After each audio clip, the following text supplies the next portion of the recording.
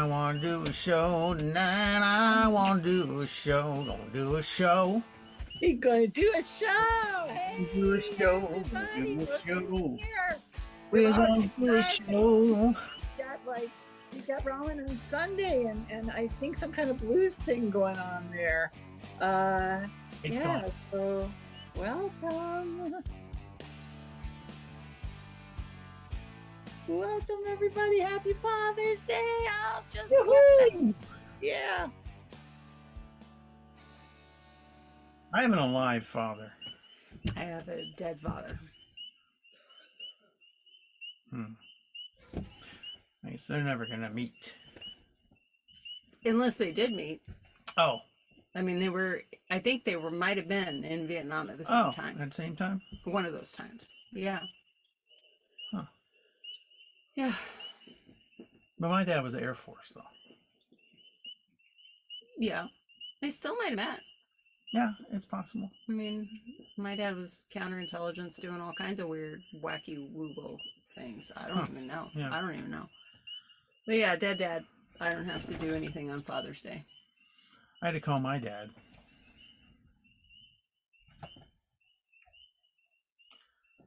It's pretty standard. It's just standard. Yeah. I could text him; it would be just as the same, you know. Yeah. Yeah. I remember I asked today, are you going to call your dad? I have to. He's still alive. My dad and I are just not, we don't dislike each other. I don't dislike him. But it's just a weird relationship that, like, I'm the oldest brother of four. I almost said three because my brother is 10 years younger than me is just about forgotten. But you know, my second brother is 2 years younger than me, and then my third brother is 3 years younger than me. And like I have this my dad is just like whatever, you know. My brother, who's my second brother, so the one who's in between, he says my dad physically abused him, you know, by hitting him, I guess. Nothing sexual. And then my third brother thinks that my dad is like the model for all fathers everywhere.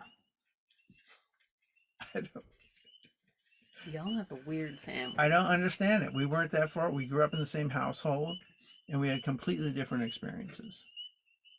And completely different. I don't get it. Yeah. You're an only child. Technically, I am. Technically, yeah. I'm an You only talk child. about a sister. I sometimes sort of I did not have a sister. I was not raised with a sister. I ended up with a sister when I was 18. I mean, I knew she was there. It doesn't. You don't. Yeah, talk it about doesn't It's matter. not Sister's Day. It doesn't it's matter. Father's Day. It's Father's Day, and she may or may not have been my dad's. Your actual sister, your dad's. I don't know. We don't. Progeny. Right. Right. My dad was my hero, and also an asshole. Like I'm well aware. He was my hero. I adored him, and he was a jackass until about the last 10 years of his life, and then he mellowed, and he was pretty spot on, pretty cool guy. Did that coincide with quitting drinking? Yeah, it did. Or do you think like he was like, I'm tired of being an asshole, so I'm going to quit drinking, and it was just concurrent. I mean, when I say he was an asshole, he could be an asshole. He could be an asshole. But he had he did 4 tours of Vietnam. He had PTSD. Yeah. And I don't know. I don't know. He mellowed. Lou just fell off the counter. He just fell right off, our cat. He did pretty good. He braced himself against the side of the Anyway. Yeah, anyway. So I don't know. He mellowed. He really mellowed out. And then he quit drinking. Just decided one day to quit. I don't know. Okay. So he mellowed and then he quit. I think so. Okay. Yeah. I think my dad claims he's an alcoholic, but you know, what he did was he found Jesus. He did the Jesus move. Yeah, but does that mean he's not an alcoholic? That he couldn't find Jesus and be an alcoholic? I can't. I'm saying he claims to be an alcoholic. I don't have any evidence of it because I wasn't old enough to know what an alcoholic was and what his. Got it. I'm just saying he claims. I don't even know actually that he would say I'm an alcoholic because I don't know whether his belief system allows that. I'm pretty sure he probably didn't go to any 12-step programs. Huh. He just went to Jesus. Yeah. But I will say this for my father, who to me is inconsequential in my life. We had to go to church a lot because he's independent Baptist, not Southern Baptist, independent Baptist. I didn't know there was a difference. Yeah. Southern Baptist is the organization, Southern Baptist Convention, and then independents do not pay obeisance to the Mother Southern House? Baptist. Yeah, it's like you're independent. Okay. So anyway, but he had to, or we had to go to church Sunday morning, Wednesday morning, or Wednesday night, and Sunday morning, Sunday night, and Wednesday night. And the Sunday morning and Sunday night, both of those were like, let's see, there was church services, and often there was like a potluck or something in the middle. Anyway, I say all that just to say that as much as we had to go to church, I didn't feel like he was overbearing with the religious stuff. Like I could listen to whatever music I wanted to. I wasn't really allowed to go to movies that I wanted to go to, but I went anyway. And you know, stuff like that, stuff that like my friends, their parents were much more strict about. You know, he was not. So my childhood was actually not like there are friends of missionaries. There's like 3 kids, like the Hornungs. I can name names. The Hornungs. These guys were missionaries, and they went all over, and they had 3 kids, and these kids were just a little strange, you know, to us. And I know at least one of them committed suicide, and maybe a second one as well. I'm not sure of the history, but they were raised, to me, even obvious as a kid, in a way that was fucked up. So I feel really sorry for them, having been raised in a way that would lead you down a path to want to escape. Like, I don't know if it was Alan or Mark. That was Alan und Timmy Margi. That's how Walter Hornung said. Yeah. And my sons, Alan und Timmy Margi.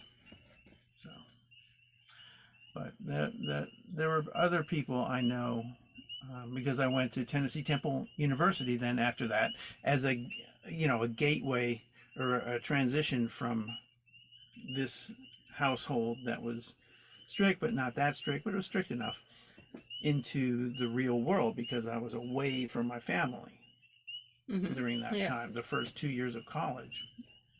So I went to Tennessee Temple University, which was an independent Baptist church, run by an independent Baptist church. And I knew people there that were just like, oh my God.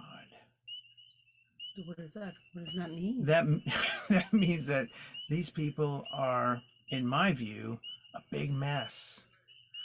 And that's what eventually just caused me. I had already kind of been an atheist for a while, but I just didn't realize. I was too afraid to be it, you know? Yeah. And that's what caused me, just seeing those people in there, how they act, and how many hypocrites there are, and, you know, just caused me to at least enlighten me enough to know that my truth is that these people need this Bible and this God thing. I don't personally need that. to be a good person. So I don't need that controlling influence because I already have an ethic built in. And maybe it was built in from my childhood, from my father's influence. I don't know. I know I have the servant, because my dad is very service oriented, and I have that. And I like that about myself. But when you first meet me, you think I'm an asshole for the most part. It's true. Yeah. It's true. Because I'm pretty aloof. We've shared that Yeah. I didn't like him when I first met him. Yeah. So. But then you grew on me. That was all about my father, really. Yeah. It was about your father. Yeah. In my life. Yeah. Yep. Yeah. We're in Vermont. We sure are. We're doing a living room here right now. It feels like we're just, except without the scenes. And Yeah, we I haven't kinda done like a it. scene. I know. If you're out there, ask us anything. We're in Vermont for 3 months. We're staying at a clothing optional campground in Vermont. It's called Vermont Freedom Campground. It is. Yeah. And we are I'm enjoying it. I like it. It's a beautiful place. It's a beautiful place. And not that we haven't walked around naked. It's a little cold. Possible, but it's cold. I enjoy being naked outside, but it's just cold. It's cold. It's been really cold. Yeah. And rainy. So we haven't even really been going outside much. But we still have another 3 weeks or so here. So we'll find out what happens. It's LGBTQ friendly.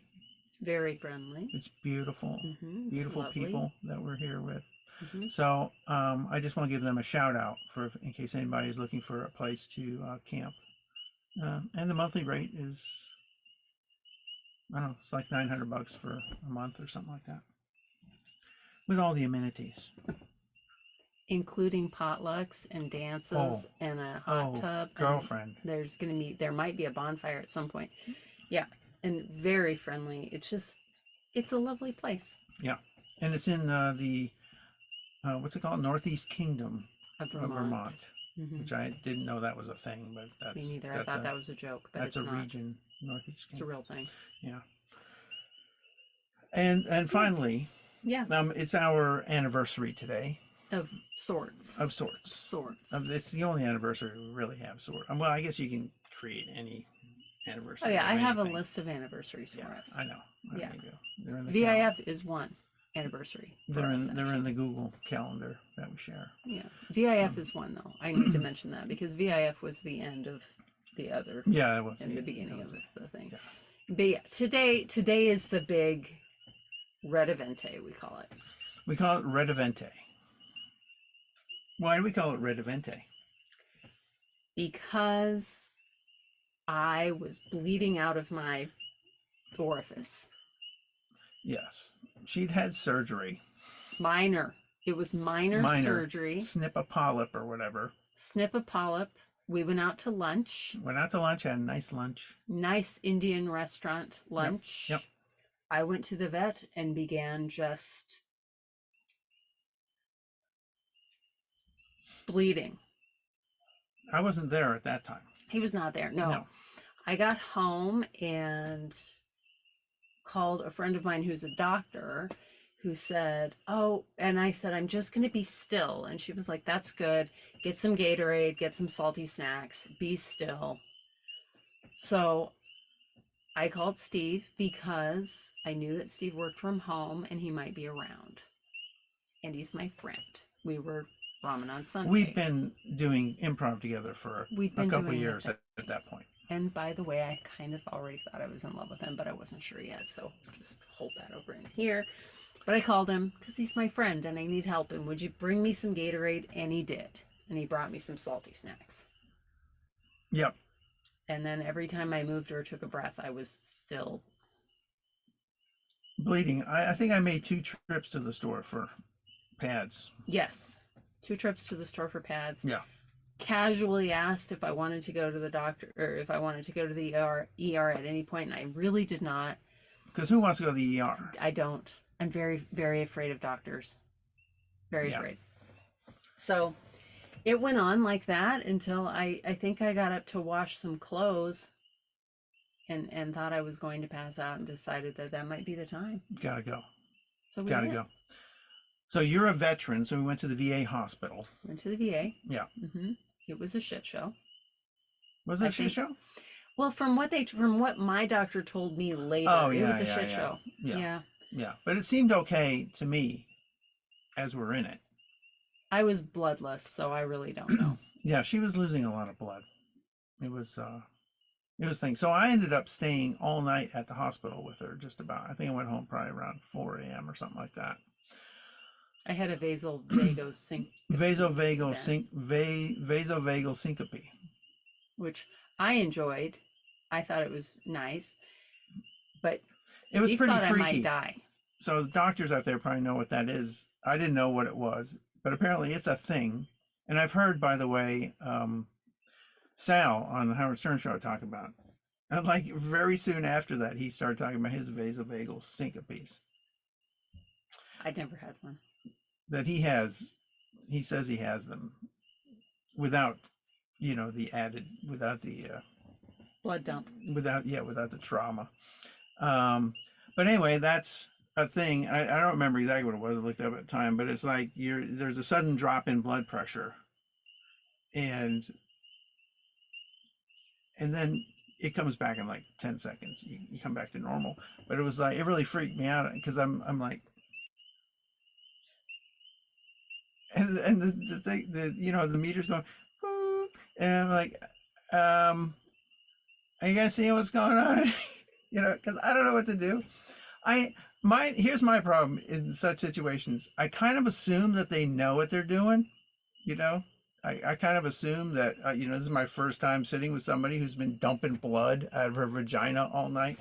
So Notice that I tried not to say that. so I assume that everybody else has done this many times and they know what they're doing, and apparently they did, because they just kind of looked up and it's like, oh sir, yeah, it'll be okay. But anyway, so you ended up staying. I did. In the middle of the vasovagal syncope, had the moment to decide that if I were going to die, I would like to bleed out, because it was very nice. So bleeding out, It was very nice. That first one was very nice. It happened twice, actually. The first one was the worst one, but I was very uncomfortable. I didn't feel good, and I was making a mess that people had to take care of. It was not a good situation. And Steve would not leave me, which was really sweet, but at the same time kind of embarrassing, because a mess is like a mess. Yeah. You know what I mean? It was not pretty. And I was privy to things I shouldn't have been privy to that evening. That was classic TMI. Okay, that so right there. Much TMI. The definition of TMI right there. I was not in my right mind. Or I probably would have said, you should go. I don't think I could. I think you did at one point say Maybe that. tried. Yeah. Tried. Yeah. Yeah. Because I wasn't going to leave. But when the vaso thingy thing happened, I remember I was on my right side, and I just remember, blurb, and gone. It was lovely. And it didn't last, which is good, but, it was... in the best scheme of things. And then they tried to send me home, and that didn't work. Anyway, that's how our love story really started. Yeah. It's like in that moment when I thought something was really wrong with her, I realized what I was losing here, possibly, if she went away. So I think that's the moment where I was like, I'm in love with her.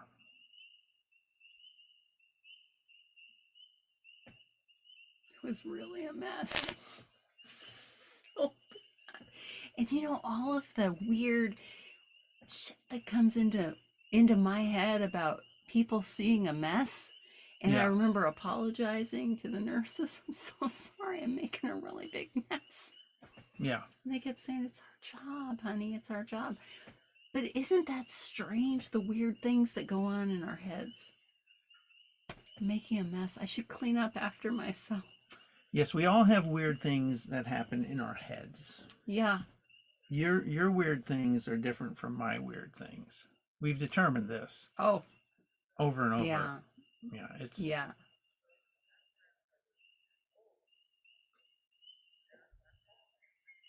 well, I logic through things and you emotion through things. On a high level, on a high level of differentiation, like one end of the spectrum to the other, I feel like. Do you know? I do. I think that's true.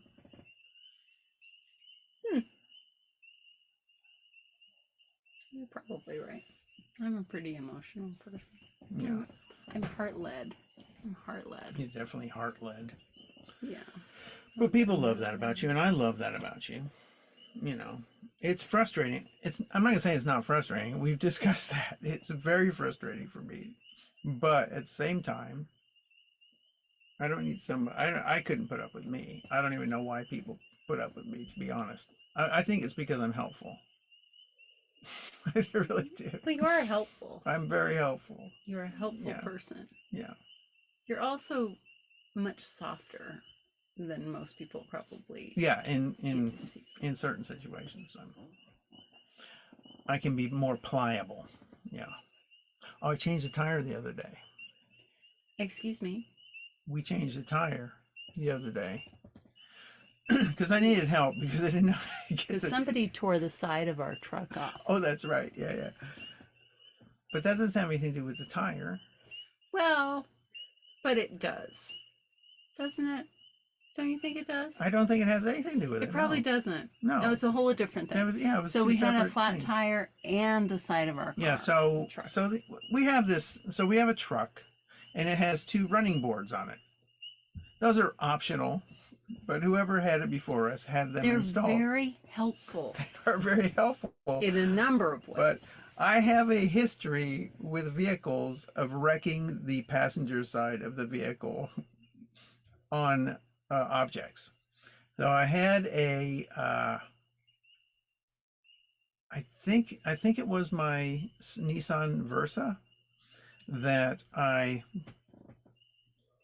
ran the side of the car right along a huge concrete pylon that holds a like the type that holds up a street lamp, except it was in a parking lot and I couldn't see it. It was not visible because it didn't come up high enough for me to see it from where I was, and I was just pulling through. I had gone inside, I came back out, I was pulling through a parking space, and it was like, and I'm like, what the hell was that? And I had wrecked the entire passenger side of it. It just happens. It's like it's not, it doesn't even feel like anything's happening. Then a few years later, I had my Kia Soul, and I was staying at the one we stayed at in Houston area, right? Yeah. Except this was before that, so because I stayed there 3 times, and I was pulling through the gate, and it was night. I was pulling through the gate of the place we're staying, and same thing. It was like. And I wrecked the entire right side of my passenger side of my Kia Soul, because the gate fixture latch thing was stuck way out from, so like it had a nice pillar of rock. It was a beautiful rock gate. I'm like, oh. But then sticking out this far from it was, and I didn't see that in the night, so it was just like, and once again, it was like, I hear it, and it's like, oh, this sounds like a branch scraping over the top, a branch, and then it just happened again with And this is actually the second time. the running board. Second time. Well, but the Second first one one. was a freak accident. First one was freak accident. But this Colorado. this one was more understandable though with the running board because the running board is really low, and the boulder I hit was obscured by Boulder. grass. It had grass all around it. So I admit that was to me that was a little less my fault. I mean, I should be more careful, obviously, because there's a potential for boulders around here. But I would, I'm not blaming myself too bad for that one. So anyway, yeah. So I had to. Makes it very hard when someone has to use the loo outside. Because someone uses the running board. It's helpful. My knees are not what they used to be. I cannot just squat straight down onto the ground anymore. And the running board was the perfect size to just stick my tailbone on to help out. I know that's TMI for people, but now I don't have that option because I don't have a running board on that side of the vehicle anymore. Well, I think I can get it fixed by the guy in town. So hopefully he'll do that. And then we got a flat tire. And by the way, I just want to say that I love the fact that we can be out. First of all, that we can come to a clothing optional, LGBTQ friendly. The cat just jumped. She got an itch. She's okay now, maybe. Campground and hangout. I love that. I love that we can live in this little trailer. You can see kind of see how small it is, but it's really small. With 2 cats and not hate each other at this point, and that you can just pee off the side of a truck. That's amazingly lovely to me. That's good. When we first got together, I would do something and he would say, "That's cute right now, but 4 years into marriage, well, we're at 4. This is our 4th Redavente. This is our 4th Redavente, and we're still friendly." And by the way, Redavente is just a, whatever you call that. What is that? You're the language guy. But it's, yeah, I was going to say a cognate, but it's not that. But anyway, it's for red, because she was calling it the red event. Yes. When she was bleeding so much. The red event. And so it became Red Event Day. And then we just changed it to Red Evente, all in one word. Red Evente. Redevente. Red Evente. It's Red Evente. Yeah.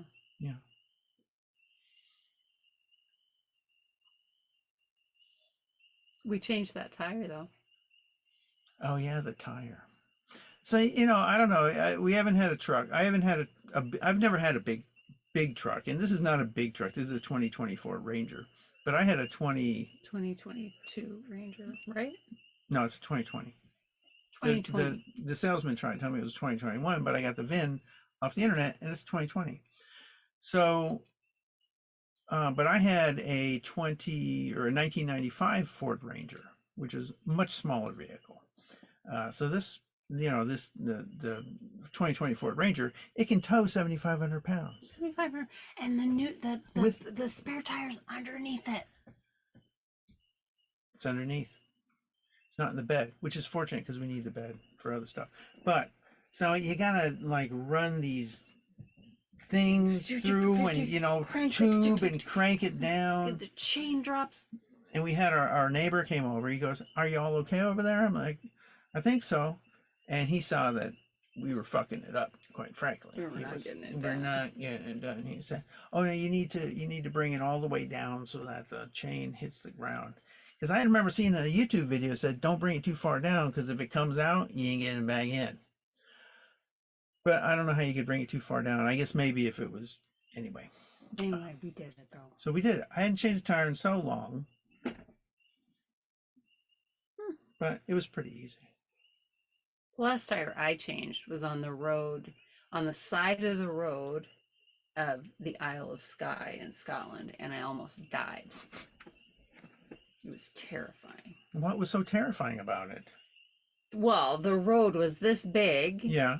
We're on the wrong side of the road. Because you're on the right side of the road. Because we're on the right side of the road, and these lorries kept going by. and I had my butt all the way. I mean, it was terrifying. There was one point where the lorry was coming. So that's a truck for those who might not know. I didn't know. A lorry, yeah. It's a big truck, big truck. It was coming so fast, and I was down by the wheel, and I had been trying to get like away from the road when cars were coming. Like if I could get away, I was getting away because we were so close. This lorry was coming so fast that I just clung to the tire, and I like whoosh, felt the whole whoosh. So you almost got blown away by the lorry. I almost got probably pulled under by the lorry. Who knows? It was terrifying for me, scary for my friend Kelly. Oh, You were there with Kelly. That yeah, was when you were there with Kelly. that was when I was there with Kelly. Yeah. Terrifying, but Not as terrifying. I knew how to change that tire. Yeah. Because it was a Volkswagen one, and I had just had a flat tire on Blanco in San Antonio, like a month before. And you changed it. See, I always call AAA because I'm like, I'm old. I don't need to. I don't need to be changing tires. It hurt my back or something. But yeah, it's pretty simple. It's not a hard thing. That the blowout that we had when we were towing the trailer on the New York highway, that was rough. That was rough. I was not getting out. I was definitely not getting out. That time when you did get out, when you got it, he was like, I don't want the wheel to get bent. We got to get we have to put the jacky thing under it just to keep the wheel. I was walking around the truck chanting runes in terror. I like that you call a jacky thing. You call the jack a jacky thing. It's just a jack. Whatever it is. It's a jacky thing. It's a jacky thing. The thing that lifts the truck. He was like, we got to get that under so the wheel doesn't bend. I was like, we're going to die out here. I didn't know how long we were going to be sitting there. Highway. And I don't know anything about bending wheels, but I knew I didn't want it to bend. So, because it was a blowout. It was like, bam! And it was like, flap, flap, flap, flap, flap, flap, flap, flap, flap. And I could see the tire pressure going lower on my dash. I was like, oh, we're pretty fucked here. So he's like, has his face under the truck.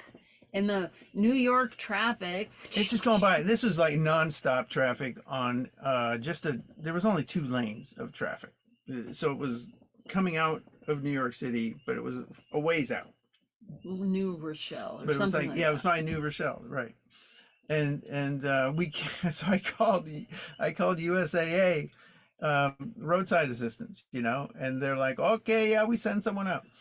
And the guy the tow guy calls me and says, we can't come out there because we're not authorized to be on the highway. And I'm like, I had no idea. I don't know this. I don't know that there's only certain tow companies that are authorized to be on the highway. It makes sense when I think about it, but it's like you can't just have everybody out there just towing people on the highway. But then they also thought we were somewhere else. That was the big deal. It's like they thought, so you're in, because they couldn't determine where we were, so they kept sending us the wrong people. And it's like, I don't know if it was New Rochelle where we were supposed to be, or that's where they thought we were, or where we actually were. But wherever it was like we were nowhere close.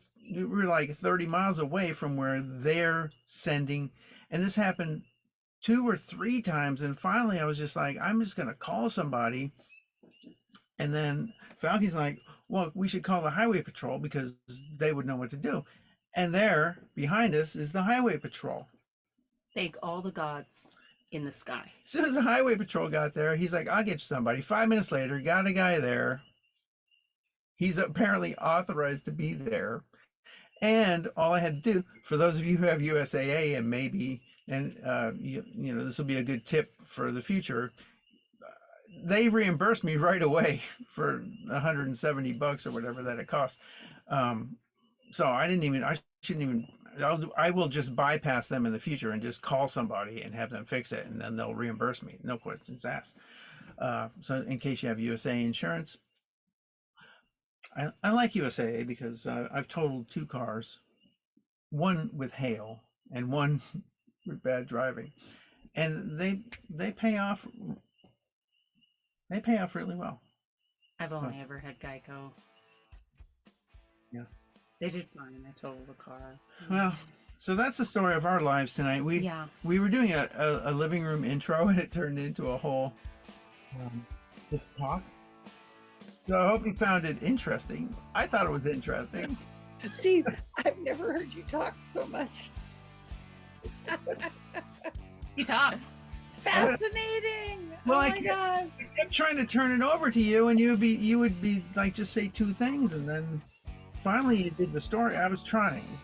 You know, like, I mean, the economy of words that you use in improv scenes, Yeah. you know, is sort of like, I mean, I love it was fascinating, and I love seeing that side of you.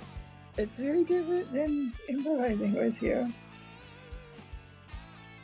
Well, thank you. It was just enjoyable. Nice. So you got all kinds of advice. I have Geico too, by the way. I like Geico. I like USAA. I got USA in the first place because a guy hit me, and he had USAA, and they did so great by me. I'm like, I got to get this insurance. You know, I think that's what I had when I lived in Japan, because I think they covered people overseas, and so they were very good. You know, they covered without any issue. Okay, Sam, All right. and I'm holding you hostage. So, thank you, everybody. Thank you, Ramen on Sunday. Happy Father's Day. Happy summer coming up soon. See you next week. Bye.